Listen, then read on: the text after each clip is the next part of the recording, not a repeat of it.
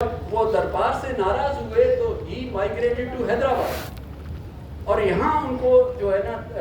Court کے ساتھ منسلک کیا گیا، اور وہ ان کی تذکرے میں آپ کو ذکر ملتا ہے. اسی طرح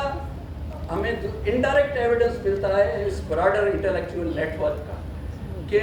مثال کے طور پر جو one of the key persons who was attached to the court of both Nasir Khan two and later Khan Khudadad Khan,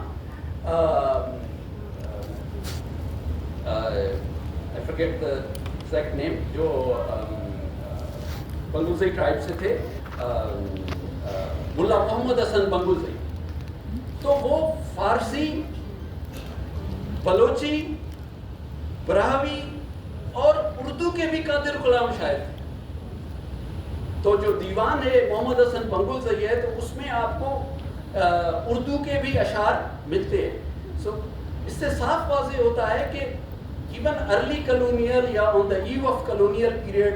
اتنا وہ انٹلیکچوئل نیٹ ورک ایکٹیو تھا کہ بلوچستان میں کلات میں بیٹھا ایک شخص، رائٹ، جب پرنٹ بھی نہیں ہے، کچھ بھی نہیں ہے، وہ اردو میں اشعار تصنیف کر رہا ہے. سو میں اس کو کنکلوڈ اس بات سے کروں گا کہ ہمارے ہاں جو انگریز کی آمد کا وقت ہے، 18 سنچری کا سیکنڈ ہاف، ٹھیک ہے،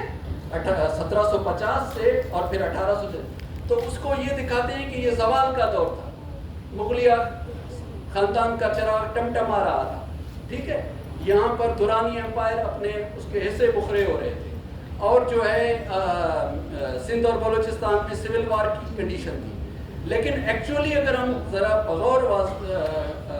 جائزہ لیں تو ہم دیکھتے ہیں کہ ٹریڈ بھی ادھر ہو رہا ہے، سول وار تو ہے، جنگ اور وہ ہے، لیکن ٹریڈ بھی ہو رہا ہے،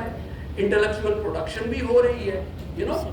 تو بجائے اس کے کہ ہم اس کلونیل اسٹیریوٹائپ کو ایکسیپٹ کریں کہ یہ جاہل لوگ تھے، فرنٹیئر میں رہتے تھے، لوٹ مار کرتے تھے،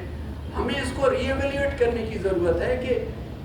جو ان کے مسائل تو اپنی جگہ تھے، لیکن اس کے ساتھ ساتھ these were vibrant centres of cultural and intellectual production. یعنی 18 سنچری کا second half was not a period of decline, it may have been a period of political fragmentation. یعنی سیاسی تقسیم یقیناً اس دور میں ہو رہی تھی،